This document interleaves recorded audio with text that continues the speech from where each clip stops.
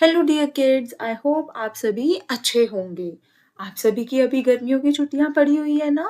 तो आप सभी इन छुट्टियों में कहाँ कहाँ गए हैं और आप सभी कैसे अपनी छुट्टियां बिता रहे हैं। और साथ ही चलिए हम एक कहानी सुनते हैं जो बहुत प्यारी सी कहानी है। एक छोटी सी बच्ची नीमा और उसकी दादी की। ये जो कहानी है ना, ये हमने आप सभी की कक्षा 2 की किताब सारंग से ली है। तो आइए हम इस कहानी को शुरू करते हैं। नीमा की दादी। हमारी कहानी का नाम है नीमा की दादी।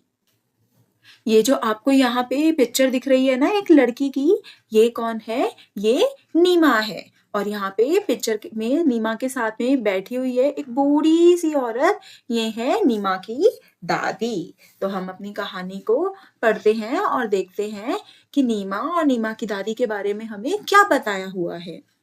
नीमा दोपहर में 2 बजे स्कूल से लौटती है। इस समय घर पर सिर्फ दादी होती है। वे कहीं नहीं आती जाती। तो यहाँ पे क्या बताया गया है कि नीमा दोपहर के समय जब अपने स्कूल से लौटती है 2 बजे के करीब, तो घर में क्या होता है? घर में कोई नहीं होता और सिर्फ उसकी दादी होती है। ठीक है, उनकी दादी जो है वो कहीं नहीं जाती। जैसे नीमा तो बाहर खेलने चली जाती है, स्कूल भी जाती है, ट्यूशन भी जाती होगी। आप सभी भी कहीं ना कहीं आते जाते रहते हैं ना। तो पर नीमा की जो दादी होती है वो कहीं नहीं आती जाती, वो सिर्फ घर में ही रहती है। कभी बैठे बैठे सब्जी काट रही होती है। तो नीमा की जो दादी है वो क्या कर रही होती है? जब वो स्कूल से लौटती है तो वो देखती है कि कभी कभी उसकी दादी सब्जी काट रही होती है। उनके घुटनों में दर्द रहता है, इसीलिए कभी वह अपने घुटनों में तेल मल रही होती है। उन्हें नीमा का बहुत इंतजार होता है। अब क्या है, दादी तो घर में अकेली रहती हैं। तो क्या होता है, कभी कभी वो नीमा के आने से, नीमा जब आती है स्कूल से, तो नीमा देखती है कि कभी कभी दादी सब्जी काट रही होती है, कभी कभी दादी अपने पैरों में तेल लगा रही होती है। वो बूढ़ी होती है ना, तो उनके पैरों में बहुत दर्द रहता है और दादी अपना काम करते करते हमेशा नीमा का इंतजार कर रही होती है।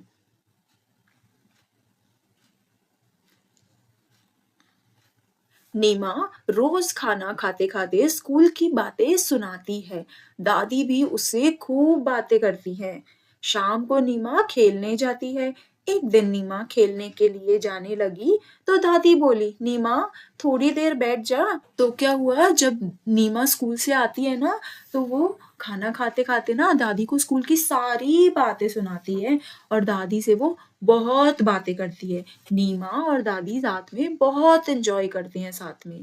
पर जब शाम होती है तो नीमा का थोड़ा खेलने का टाइम हो जाता है। आप सभी को भी खेलना पसंद है ना? तो आप सभी भी स्कूल से आने के बाद शाम को अपने दोस्तों के साथ खेलने जाते होंगे ना। ऐसे ही नीमा भी शाम को खेलने जाती है। तो एक दिन क्या होता है, नीमा की जो दादी होती है वो अकेली रहती है घर पे। तो एक दिन उसकी दादी बोलती है, कहती है, नीमा अभी थोड़ी देर बैठ जा, थोड़ी देर में चली जाइयो बाहर खेलने। क्यों? नीमा पलट कर बोली। तो नीमा क्या बोलती है, क्यों दादी, मैं थोड़ी देर क्यों रुकूं आपके पास?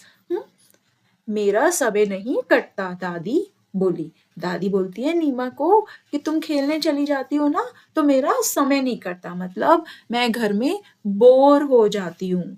मेरा टाइम इतना लंबा लगता है मुझे जब तुम नहीं होती हो साथ में, तो मुझे मेरा टाइम ही नहीं कटता है। नीमा रुकी, फिर दौड़कर दादी की चप्पलें ले आई और बोली, दादी आप भी मेरे साथ खेलने चलिए। तो क्या होता है, नीमा जब सुनती है कि दादी अकेली बोर हो जाती है तो वो थोड़ी देर रुकती है और फिर भाग के जाती है कहीं। और भाग के जाती है, वापस लौटती है तो देखती है उसकी दादी कि नीमा तो अपनी दादी की चप्पल ले आई। और नीमा बोलती है अपनी दादी से, दादी चलो मेरे साथ खेलने चलो आप भी। देखो आप इस पिक्चर में देख रहे हैं ना कि नीमा अपनी दादी के साथ खड़ी है और नीमा की दादी चप्पलें पहन रही है। नीमा अपनी दादी के लिए चप्पलें लेके आई है। खेलने में समय बहुत जल्दी कटता है। मैं 5 बजे खेलने जाती हूँ, पर 10 मिनट में ही 6 बज जाते हैं। अब क्या है, नीमा अपनी दादी को बोलती है, दादी आ जाओ, पता है खेलने जब हम जाते हैं ना तो खेलते वक्त ना टाइम का पता ही नहीं चलता। टाइम इतनी जल्दी बीत जाता है खेलते खेलते कि मुझे पता ही नहीं चलता कि 5 से 6 कब बज गए? मुझे तो ऐसा लगता है कि मेरे को अभी 10 मिनट ही तो हुए हैं खेलते हुए, पर 5 से 6 तभी बज जाते हैं और मेरे को टाइम का पता ही नहीं चलता। दादी जोर से हंसी। अब नीमा की बात सुनकर दादी को बहुत हंसी आती है। फिर वे दोनों खेल के मैदान की ओर चल पड़े। और आप पिक्चर में देख रहे हैं ना कि नीमा की दादी उसे देख के हंसती तो है, और फिर वो दोनों कहाँ चले जाते हैं?